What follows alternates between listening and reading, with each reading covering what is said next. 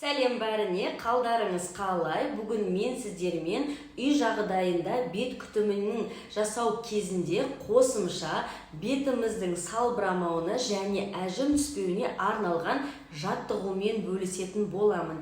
Егер де сізге бет күтімі жайлы, шаш күтімі жайлы тағы да басқа ақпараттар қажет болса, ең алдымен менің каналыма тіркеліп кетіңіз және лайк басуды ұмытпаңыз. Сол кезде жаңадан салынған видеоларды өткізіп алмайсыз. Ал видеоны соңына дейін қарайтын болсаңыздар, арасында сіздерге пайдалы лайфхактармен бөлісіп отырамын. Маған деген сұрақтарыңыз болса, комментарий бөліміне жаза кетіңіз, жауабы міндетті түрде болады. Ал енді жаттығуға кірісейік. Қыздар, осы жаттығуды жасамас бұрын сіздер ең алдымен маған уәде беріңіздер. Күніне жарты сағат уақыт бөліп жасаймын деп. Яғни күнде таңертеңгісін ұйқыдан тұрғаннан кейін, бет қолыңызды жуып болғаннан кейін, макияж жасайтын алдында жарты сағат осы жаттығуды жасайтын болсаңыз, бетіңіз тартылып, салбырағанның бәрі кетіп, майда әжімдерден құтыласыз. Яғни әбден жасарасыз. Ол үшін міндетті түрде күніне 30 минут уақыт бөліп күніге жасау қажет. Ал қыздар, мен сіздерден уәдені алып алдым, енді жаттығуды жасауға кірісеміз. Бірінші жаттығу жасалу жолы өте оңай, бірақ қыздар, әр жаттығуды жасаған кезде бетімізді кішкене қаттырақ ашуға, аузымызды қаттырақ қозғалтуға тырысамыз. Бізге бетіміз жаттығу жасағаны өте маңызды. Жай қозғалту көмектеспейді. Енді бастайық. Бірінші жаттығу А әріпін аузымызды кеңірек ашып қайталаймыз. Екінші уды қатты созып бетімізге кішкене созу, күш беру арқылы жасаймыз. Енді екеуін кезек-кезек 5-5 реттен жасап 4 рет қайталаймыз. Ал екінші жаттығу тілімізді жоғары төмен жүргізу арқылы жаттығу жасаймыз. Осылай 4 реттен 4 қайтара жасаймыз.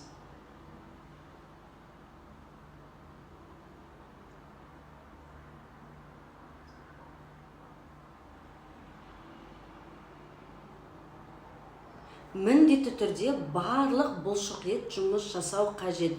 Өтірік не болмаса жай күш салмай жасауға болмайды.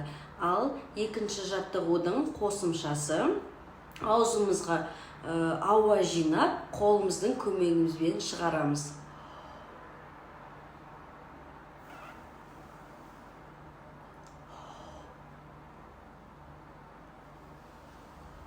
Осылай 4 реттен 4 қайтара жасаймыз.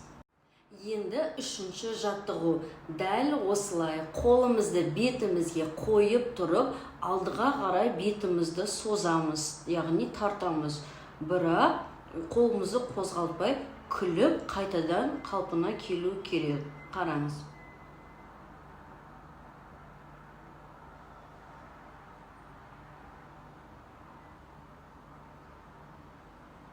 Қолымызды жібермей, міндетті түрде барлық бұлшық ет жұмыс жасау үшін жасаймыз.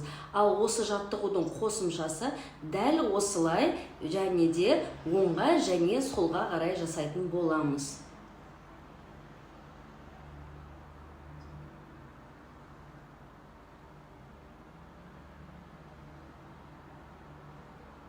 Әр жаттығуды 4 реттен 4 қайтара жасаймыз. Ал келесі жаттығудың жасар алдында бетіңізге ылғалдандыратын крем не болмаса май жағып алып жасайсыз. Бір қолыңызды жоғары қарай, екінші қолыңызды артына қарай тарту арқылы жасайсыз. Бір бетке 15 рет, екінші бетке 15 рет.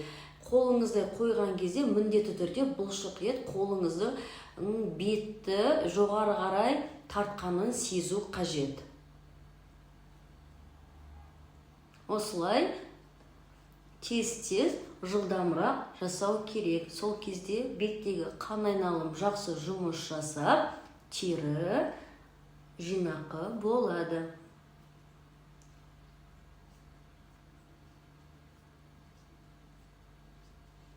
Ал осы жаттығудың қосымшасы төменнен жоғары қарай бетімізді шымшылап жасаймыз.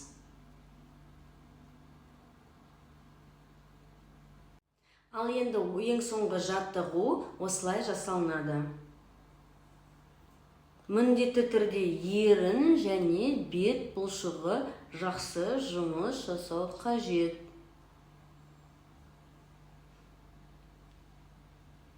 Осылай 30 рет жасаймыз. Осы жаттығуға қосымша ол осылай жасалынады. Беттегі барлық қан айналымды оятуымыз қажет. Артқа тарту арқылы жасалынады. Бетті тарту арқылы артқа қарай осылай басып отырасыз. Қыздар, міндетті түрде результатқа жету үшін осы жаттығуды күніне 30 минуттан 1 ай бойы жасаңыз. Сол кезде бетіңіздің пішіні өзгеріп, өте жас көрінетін боласыз. Ал сізбен келесі видеода кездескенше.